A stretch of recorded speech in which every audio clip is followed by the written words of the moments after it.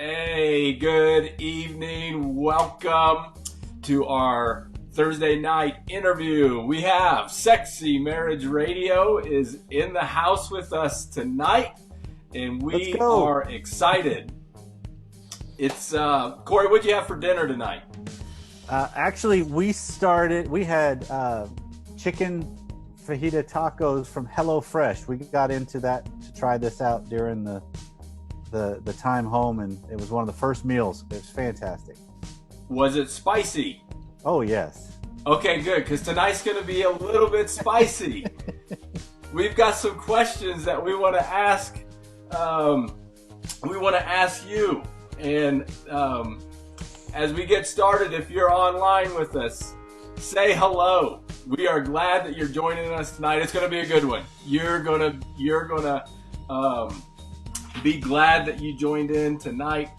Let me just say this: some of you might be meeting Corey for the very first time, and Corey he's a legend in the world of working with marriages and couples and the podcast at Sexy Marriage Radio. When did that start, by the way, Corey? October 2011. 2011. So it's getting close to a decade. Yeah, it is. It absolutely is. That's awesome. And for me, like, not only do you talk about marriage intimacy, but you guys really dig into the how. Like, Try to. yeah, and so it's straightforward, honest conversations.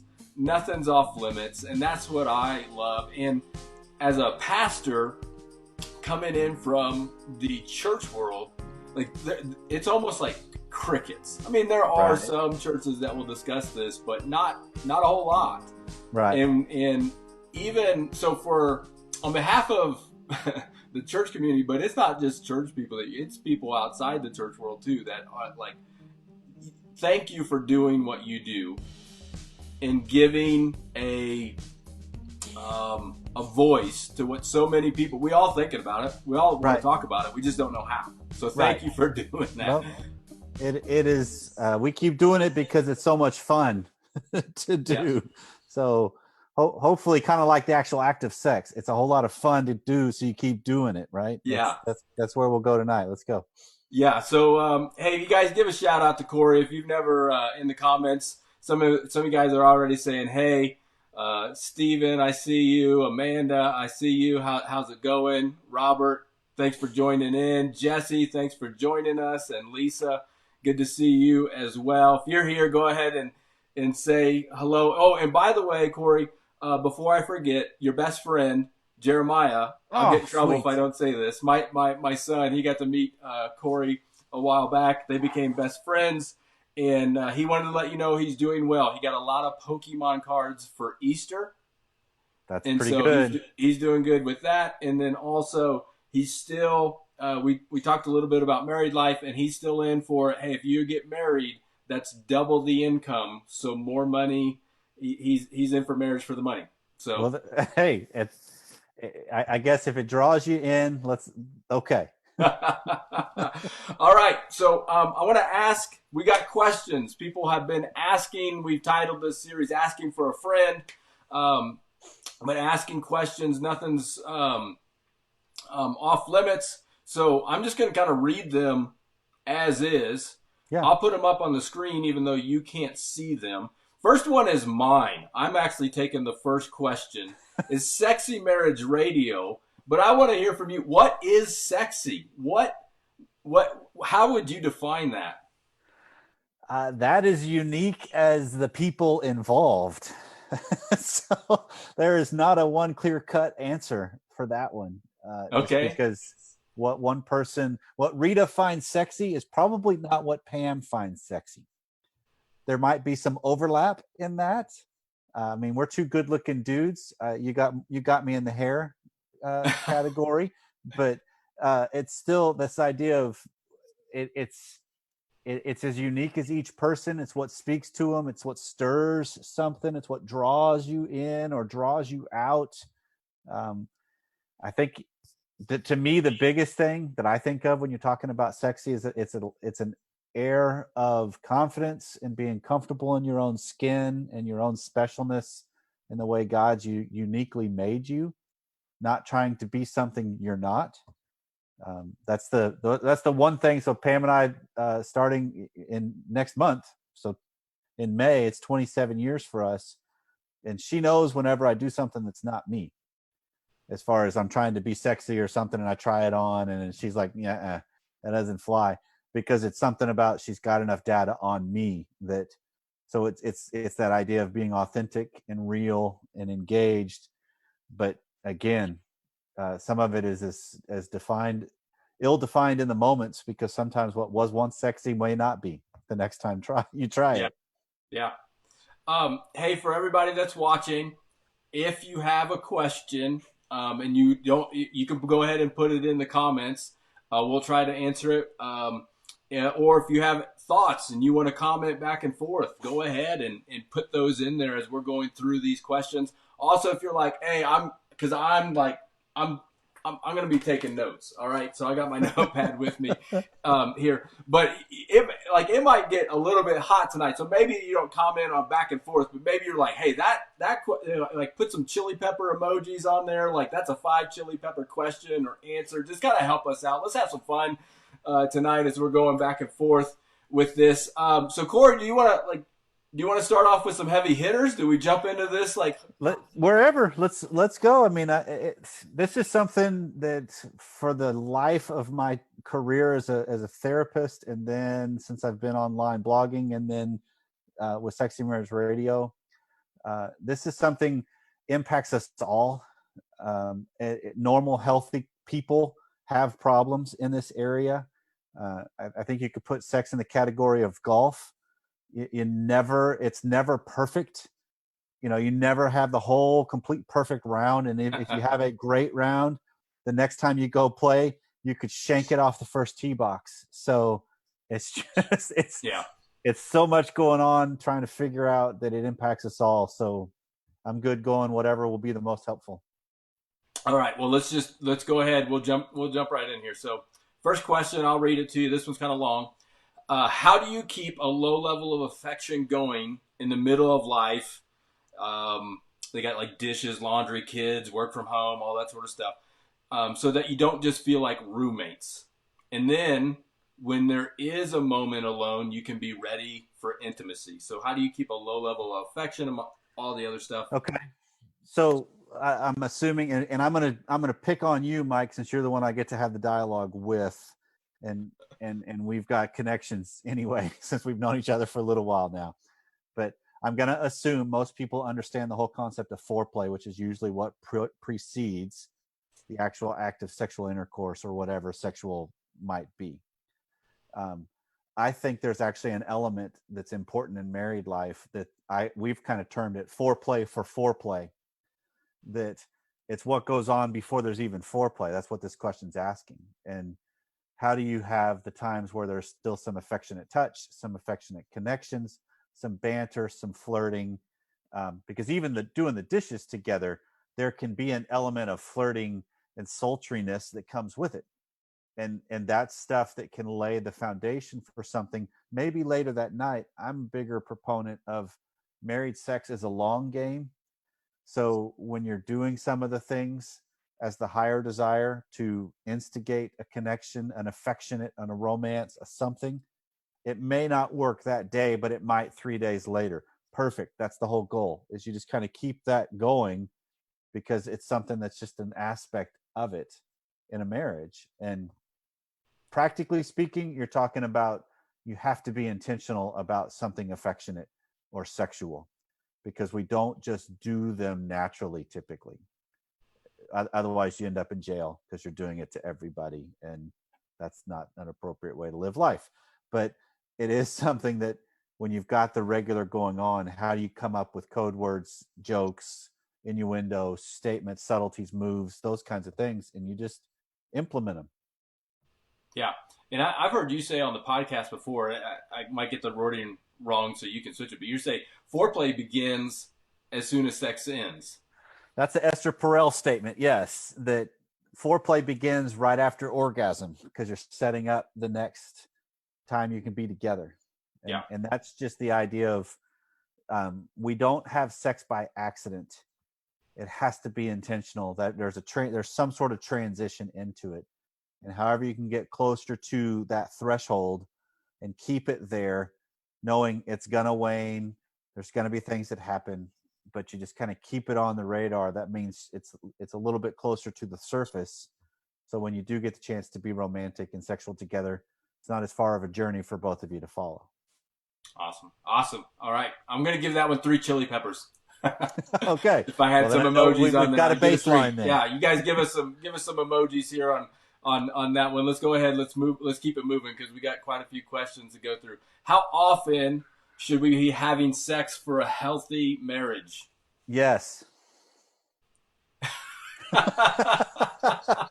um, so again, when you're talking about the whole concept of normal, this is one of those hard things to state, because if you hear normal, then you think, if that doesn't fit us, we're abnormal. You have to put into account what's the season, what's the context of the marriage, what's going on with the marriage. What research shows, on average, a couple has sex roughly once a week. But that in and of itself is a bell curve. That's the average middle point of it, which means there's a lot of variance in there that you can have. To me, a couple should be having sex that's adequate and not comfortable, but it's close to what both would want as they navigate what this is, because one person's going to want it more than another, and that's just the reality of a married life. Okay, awesome. What constitutes a sexless marriage? Again, what research shows is you're having sex, it's less than 5-6 times a year, sometimes even up to once a month, that can fit into that category. And that's sexual encounters, and typically there's no foreplay involved. That's the biggest issue I find, Mike, that trips up couples the most, is they rush into it, and then sex is unsatisfactory for one person, and if the person that they think is satisfied with it is honest, they kind of realize, no, that really wasn't. So it's slowing down, adding more time for foreplay, adding more time for that connection really does help enhance the likelihood you're going to both want to come back to it more.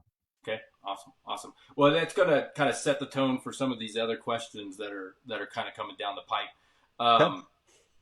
Next one is, and this one's kind of long, so I'm gonna read it here. How do you respect yourself and your need to not be touched versus your spouse's desire for sex? And then it kind of follows up that question is, it feels selfish to say no to sex, but saying yes can make me feel resentful, unloved, untrue to myself. He sees it as, if you love me, you'll have sex. I see it as, if you love me, you'll see that I need a break from the constant demands and needs from everyone. Right. So this is a common gridlock issue that happens in married life, where the higher desire sees connection and affection and love, and even to a degree obligation in the whole sex act, whereas the lower desire, and in this conversation, let's use it as a male-female difference, where the wife might see it as, you know what, I've had little people hanging on me, touching me all day long, because maybe she's home with the kids or she's primary with the kids, and so she's touched out or affectioned out, and then it starts to come into this, I can't give anymore, don't want to. What I hear in this is they both are trying to make moves for what they want, and one of them has to give in to keep the peace. And that's what you're talking about with the lower desire. That's why she feels resentful, maybe. So it's recognizing the importance of, how do I stay true to myself, but also be cleaner and honest about the dynamic between us? Because the likelihood is, just like we mentioned in the last question, if she's not getting, and I'm using the she, I don't know, it could be a he. Yeah. But, Yeah. well, it was husband, right? Isn't that what it was said? So this is to a wife? Yeah, he sees it. Okay. Yeah. So in So this case, it is. if she's not getting pleasure, satisfaction, enjoyment out of the experience, then that calls into question, what's this really all about? Is it just about his pleasure? It's not about hers. That changes the whole context of what are you looking at then? Because a lot of times it could be one of them is a selfish lover, and, and of course you're not going to want to be a part of a one-sided sex for a long period of time because you're just not getting much out of it. So it's both learning how to be more courageous on how do you confront it to say, look, this is what I'm looking for in this, and sometimes I don't want it in this, and maybe there's a different way you can go about finding it together with some connection or love or romance that's not sex, but it still lends itself to be intimate and connecting. Yeah. And maybe that's a benefit. The next question kind of goes along with that. Just the general, what do you do when your sex drives are on opposite ends of the universe? Um, wow. So then you're talking about how do you navigate the higher desire, lower desire continuum that there is, in that one person wants it more than another, and I don't think either one is wrong. Right? That's something that if you've heard Sexy Marriage Radio before, that's what we talk a lot about. That neither the higher desire or the low desire is wrong or broken. It's just a difference in comparison. And if that gap is incredibly far apart, then you're talking about how do you navigate what kind of sex you're having for the higher desire, because typically they're wanting lots and lots of it, and that calls into question, is the sex they're having even worth wanting? Because if it's just sexual release, it's not really for the encounter, it's just for sexual release. You could take care of that individually, just by yourself, or they could be a part of it, and it's not as much of an obligation for them. But it's just opening up the conversation to see what are some of the options that on the way we could not necessarily bridge the gap, because I think there's always a difference on those sides, Yeah. but get a little bit closer, and each side start to investigate and challenge themselves on what is it I'm really seeking, what is this really about? Because a lot of times us high desires, because that's going to be me, we've sexualized things that aren't sexual, and I'm looking for my wife to prop me up and help me feel better with sexual conquest, quote unquote, then realizing I can really confirm and validate who I am in better ways, and then actually share some good things with her in that sexual arena. Yeah. So what I hear you saying is there's a lot of internal things that you need to dive in for yourself Yep. on what you're looking for, as well as then being able to communicate with your spouse Right. about these things. Right. Because I find way too many high desire spouses that gobble up really bad sex thinking it's good, but it's really not. It's not good for either one of them. Yeah. So it's starting to examine what is the dilemma really between us, and the more clean you can get about that, the more you can then maybe find answers through it. All right, you ready to spice it up a little bit? Go. So, yeah, we're gonna go 5 chili peppers here. Is it normal for women to have to work really hard to achieve orgasm? I need direct stimulation on my clitoris to climax, and when my husband's penis is in my vagina, it is not sexually stimulating for me. Do you have any pointers? Well, then she fits among the category of the majority of women that cannot achieve climax unless the clitoris is involved.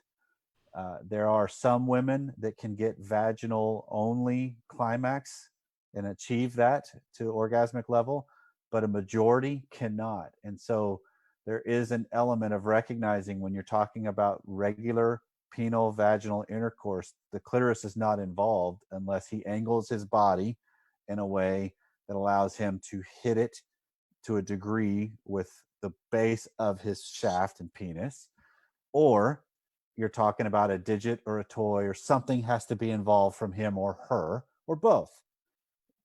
That's just the normal way for most women. Is the clitoris is designed to be the most reliable for most women. It's the most reliable path to achieve orgasm. Let me ask you this, because just kind of hearing that people may be like, hey, is there more information on this, like on the podcast? um, you talk about these things on the Yeah. podcast all the time.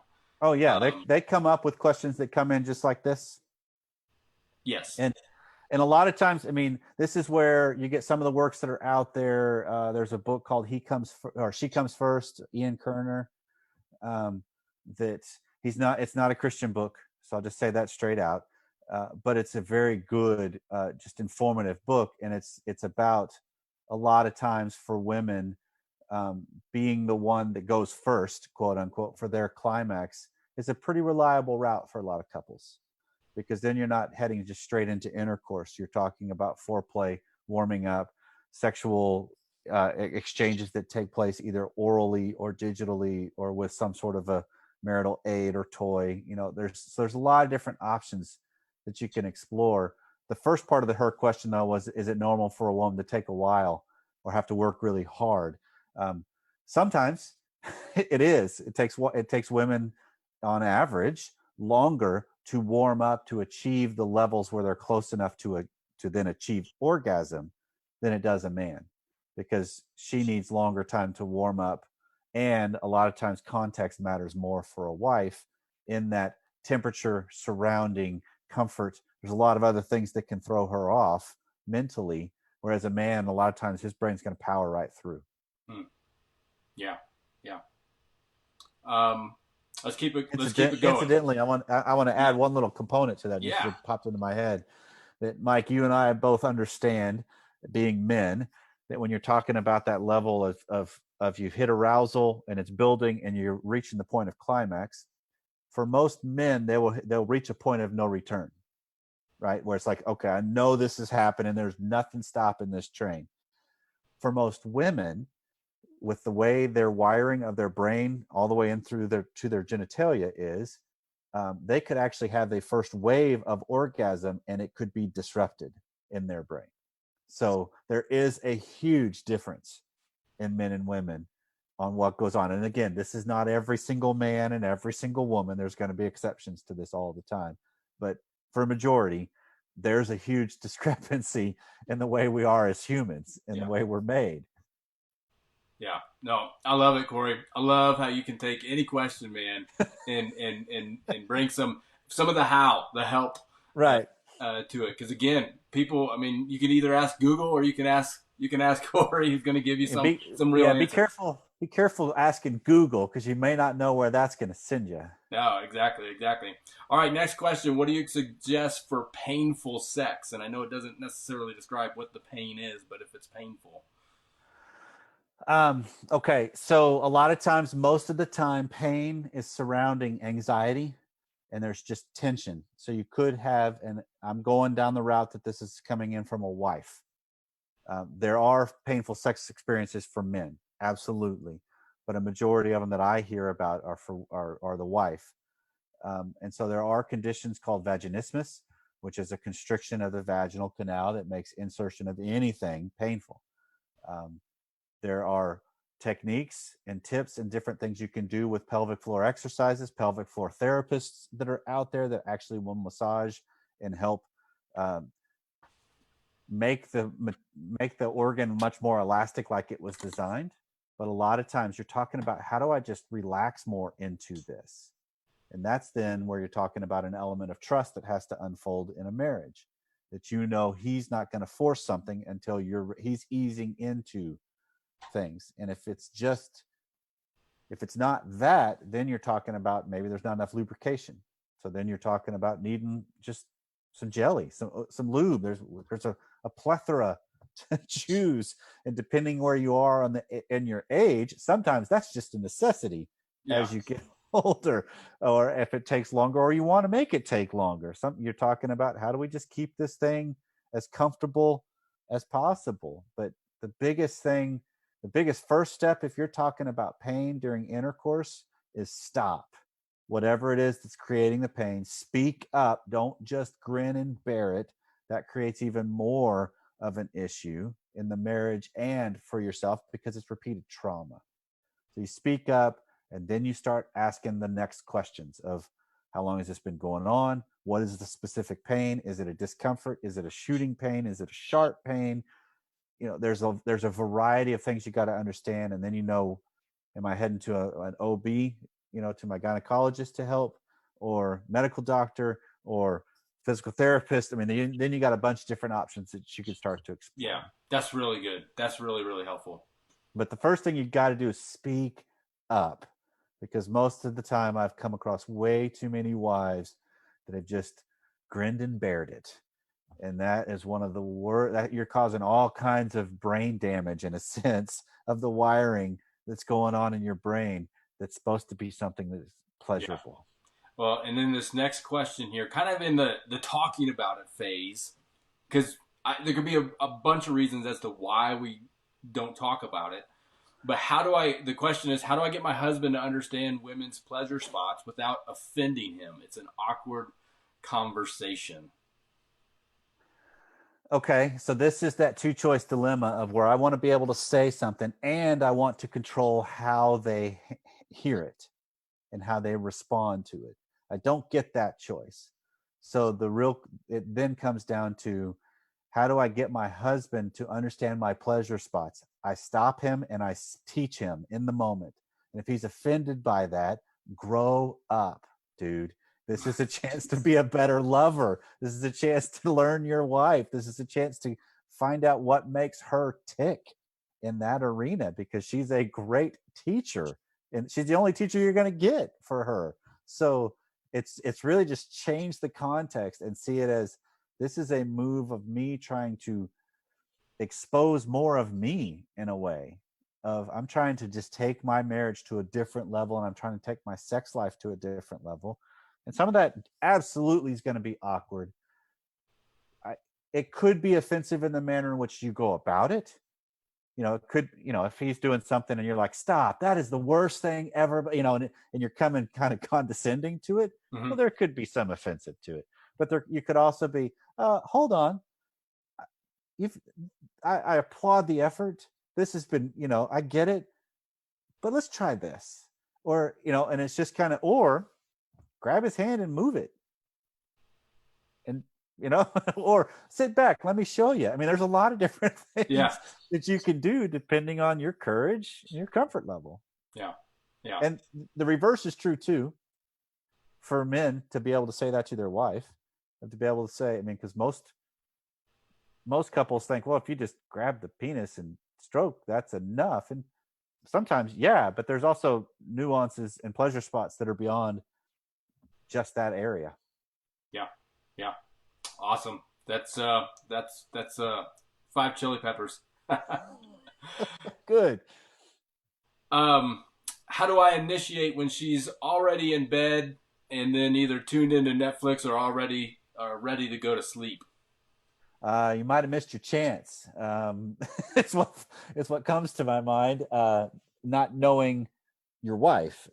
Sometimes some wives that I've come across in the conversations I've had in my office, they have no problem being interrupted with that kind of a move, even after stuff has unfolded. But a lot of times, and this goes back to the question a couple back, that women take longer to warm up, to get their head in the game, because what I think a lot of us men, tell me if I'm off in the way you think of this too, Mike, a lot of us men fall victim to, we forget about a woman's largest sex organ, which is her brain, and engaging that.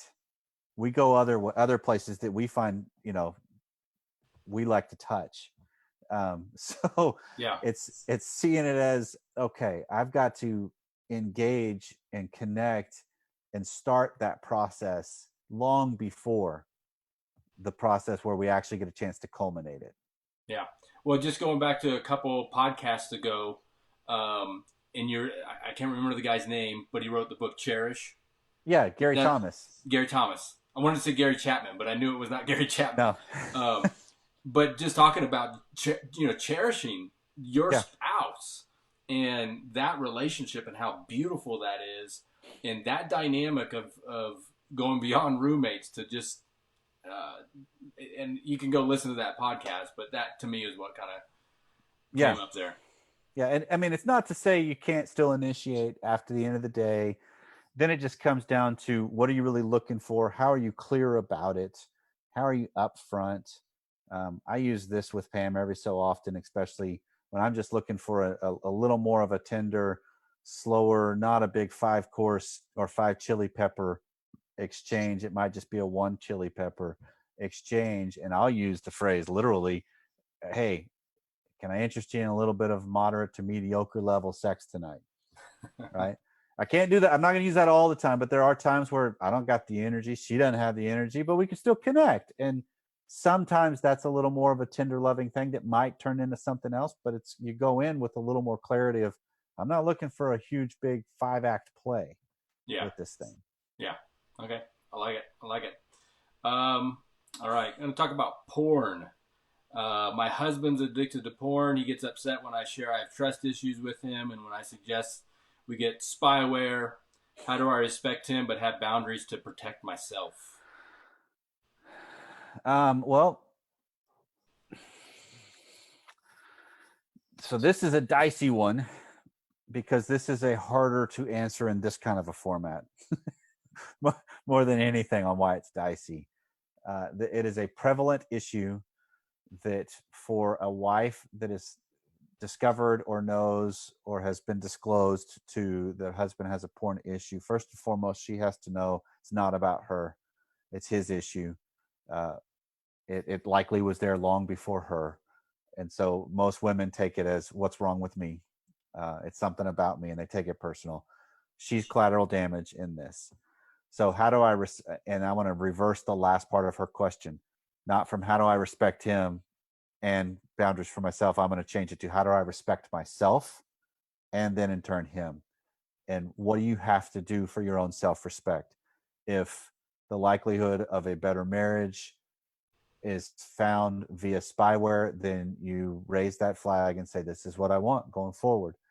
And if he's not on board, then at least you know what you're really facing. That's a cleaner look at the crisis between you than the way we often mess it all up and add a whole lot of other things because I don't have the courage to truly stand for what I need or what I want. And after that, it's then finding out it's what's his integrity character level going to be on how he wants to go about it. Who does he bring in as allies for himself in this? Because I'm a big proponent. Spyware, or I don't like spyware, but the Covenant Eyes and the different gatekeeper softwares that are out there can be really beneficial. Um, I'm too much of a tech guy. When I was major into my porn struggles, I could find my way around anything that was put on if I wanted to. Mm-hmm, mm-hmm. What changed it for me was other dudes that I was honest and real with because they would ask me and I would disclose to them even ahead of time of what was going on.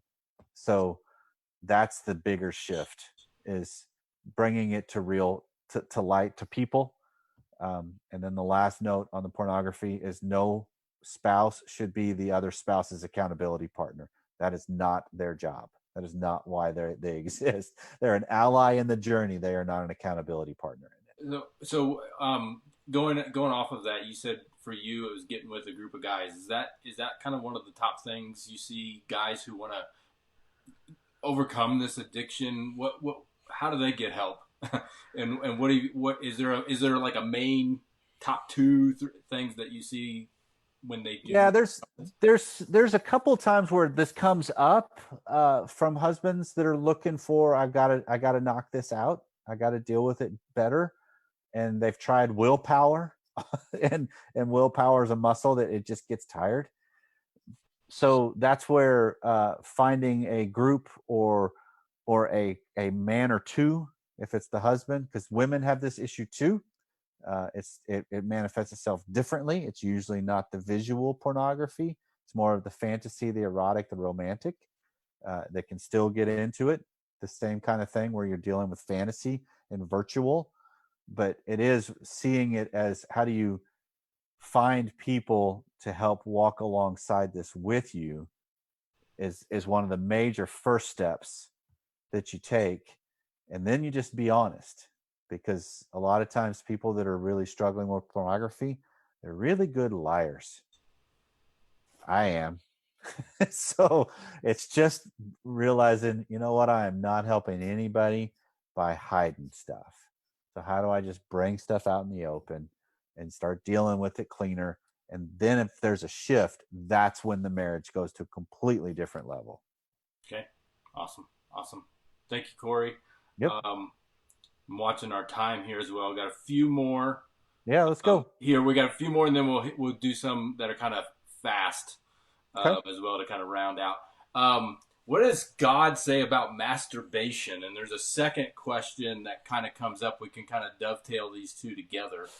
The question, let me get that Well, up. first off, he doesn't say anything about it.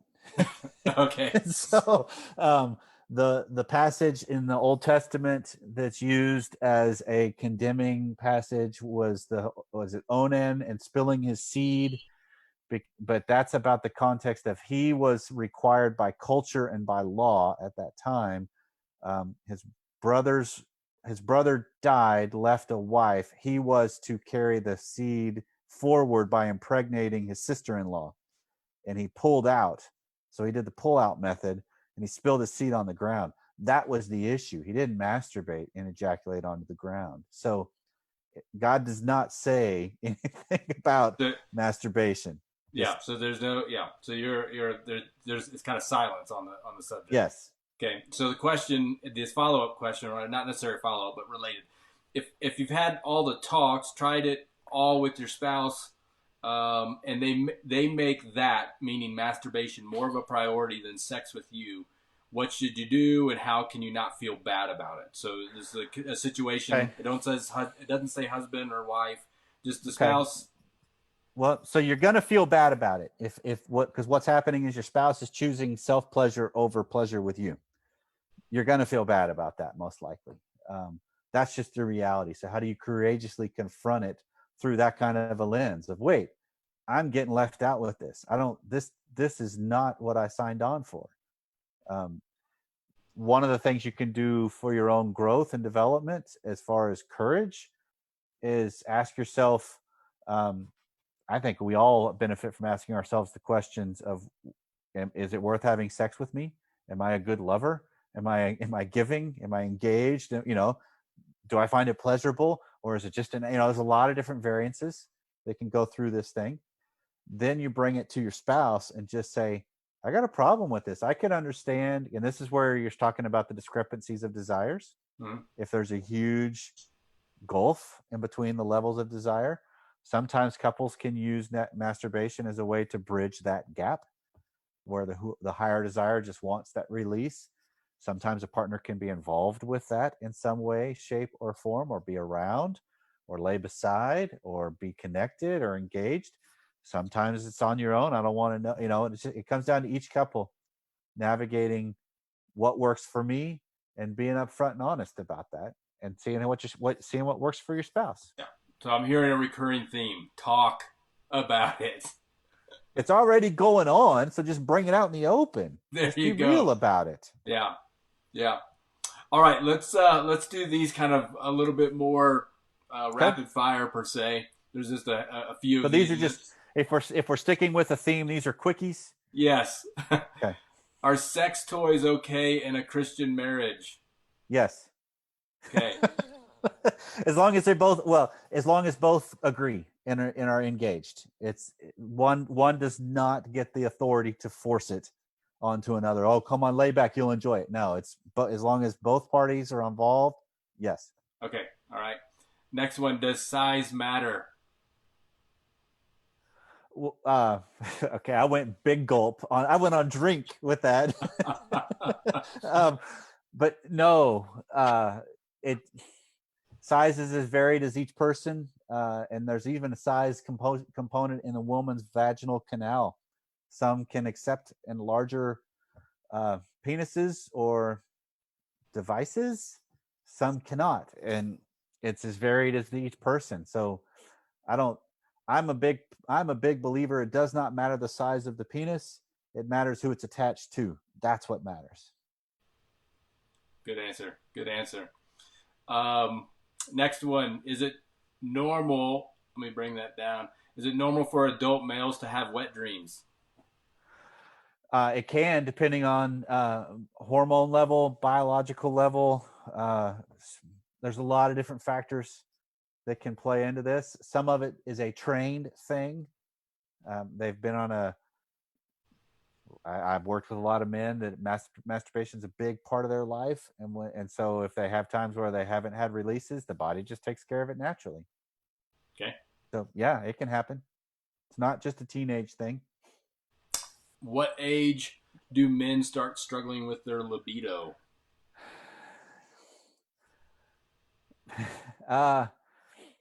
Yes. there's there's not a set age. A lot of times what you find is it doesn't necessarily, for a lot of men, it doesn't necessarily stop. It maybe slows, or the gap between interest expands a little bit. Where if a guy's normally on a cycle of a couple of days or daily or whatever, it could get to where that just kind of stretches out, where sexual encounters last a little bit longer. The afterglow is just there. I think that also is attributed to when you start having really good sex, you don't you don't need it as much. Yeah. It's like, not that you don't want it, maybe, but it's a difference. Yeah. Yeah. All right. Let me bring that down. Okay, this one kind of goes with parenting. We got 3 more questions. Okay. And then if you guys have more questions, you can keep asking. But this one says, I have young boys. How do I get them to stop playing with their junk without giving them sexual baggage that they'll have to deal with later? So I think you talk about it in context. You talk about, you know what, your junk is yours. It's going to always be there. You should be enjoy it. You know, it's a God thing. It's a great thing. It's what makes you quintessentially a male. So some of the ways you can kind of talk about it, and this is from both the husband and the wife, I think, the father and the mother. It's important to hear this message. Then you talk about context, and you know what? It's just not appropriate to do that out in public. It's not appropriate to do that when grandma's over for dinner. It's not, you just start talking about self-control within it. And that's just normal of being a good a good civilian among other people. That I don't want to see men, and even, I mean, with little boys, it's still kind of funny. But if that trend continues, I don't want to watch a dude constantly checking himself when he's out in public. It's just not a good thing. Yeah. All right. How do you work through the fear of failing in the bedroom? Keep trying. No, I think you recognize you're gonna fail. Not everything you do will work. So I've come up with the concept, the phrase I love to use. We use this on the show, and I use it with my clients all the time. Is great sex is between couples that recover well. That as you're going along and one of you loses it, because it doesn't just always flow easily. We're not in a movie. So it's recognizing, yeah, that didn't work. Okay, let's reconnect. And then it ended up being a great thing, largely because you both stuck with it. Yeah. Well, I guess another question would be, what is failure? Like in your terms, what do you see as, what's the goal of marriage? Is it orgasm or a goal of sex? I mean, is it? Maybe it's just the connection. Maybe it's just the getting naked. Maybe it's just the. I mean, there could be incredibly sexual, intimate encounters that don't involve intercourse. Okay. Okay. Yeah. We had one come through that is not on the screen. So if you're watching, I'm just going to ask this one because it came in late. What if I don't want to have sex with my spouse because he's being an a-hole and I really am not liking him at the moment? Then you say, I really am not liking you right now, and so I'm not interested in having sex with you. He probably has an idea that you're not liking him at that moment anyway, because we map each other really well. So you just bring it up in the open. I mean, we've got a theme going here, right? Yeah. You be honest about where things are, because we have to realize married life is about, we can't hide who we are in marriage because we live in close confines with each other. but it's also just about how am I being honest about the dynamic going on between us, because it already exists anyway. Yeah, yeah. Last question. It's not on the text below. The opening statement for Sexy Marriage Radio, whenever you turn on the podcast, is talking about married sex being the best sex. Right. So tell me, why is married sex the best sex? Well, first and foremost, I think it's the sacredness that God created, that he put it in place in a committed long-term relationship, which we call marriage, that evolves over the course of that experience together. It's not other people, it's the same person, and there's an elegance and power and depth and mystery to that, because you both evolve. And research continues to play that out too, that to say that the couples that say they're having the most satisfactory and quote unquote best levels of sex have been in a long-term relationship. And I think it's because there's just a comfort that comes with knowing the person, because there's only so many things you can do sexually, but you're constantly, at least in my case, I'm constantly trying to experience the essence of my wife, to taste her sweetness, not just a sexual encounter all the time. And that's a moving target, just like it is with me. That evolves, and I want that experience between us. Yeah, yeah. Well, I'm so appreciative of you, Corey. Guys, if you're in the comments, if you're still hanging with us, put some chili peppers in there, because tonight it was hot. I might need a cigarette after this discussion. But no, I'm so thankful for you, Corey. And tell us where can we find you, as far as if we want more information. Right. How do we learn more about you? So it's very easy. smrnation.com. That is the online home for Sexy Marriage Radio, for blogs, for contacting me, setting up sessions. There's all kinds. There's books, there's resources, there's courses, there's the show. So there's tons and tons of content at smrnation.com. That is my home. Yeah, I can't remember when Rita and I stumbled upon the podcast years ago, and there's plenty of others, but we would and it was just weird and not practical, and when you're trying to find a place that's you just straightforward, honest conversations. I was like, oh, okay, well, let's check it out, and that's what we found, and that's what it's been, and that's why it's grown and continue to grow. Your book, Naked Marriage, is absolutely phenomenal, which, guys, you can find on the website as well. You're going to be hard pressed to find another place where you're going to get something that's real, honest. Anything, obviously, we talked about a lot tonight, but go check out the podcast. There's like 400 some odd episodes. This week, I think, was 465. Yeah, you do an incredible job, Corey. Thank you. And I'm thankful for not only this time here, but just our friendship, and just what you do. Your gift has blessed me and my marriage, and so many. Yeah, thank you. What you do is a huge deal, and you're getting lots of love on the comments as well. So thank you, guys. Freedom.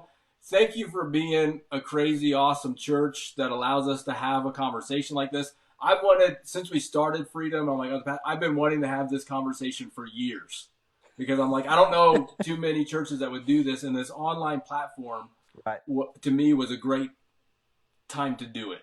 And so we at Freedom, we like discussions. We just want to have conversations. We may not agree with everything here. If we left something uncovered tonight, let's continue the conversation. Yep. You do not have to agree with everything that Corey said, and he would even tell you the same thing. It's just here's thoughts, and let's have a conversation and move forward. And that's, I think, my big takeaway, because you're always like, what's the takeaway? Right. My takeaway is talk with my spouse. If I have a thought, if I have a question, or if I have different desires or different things like that, it's a conversation that I'm going to have with them. Yep. So That's good. And if anybody in the freedom world wants more of this kind of a setup, the Sexy Marriage Radio Academy exists, and we meet monthly, and it's a 1 hour long live Q&A with my wife and I, and there's people that just jump on and they ask any question that they want, and we answer them. They're all recorded. They're all in the archives of the Academy, so that can all be found at smrnation.com. All right, go listen to them, you guys.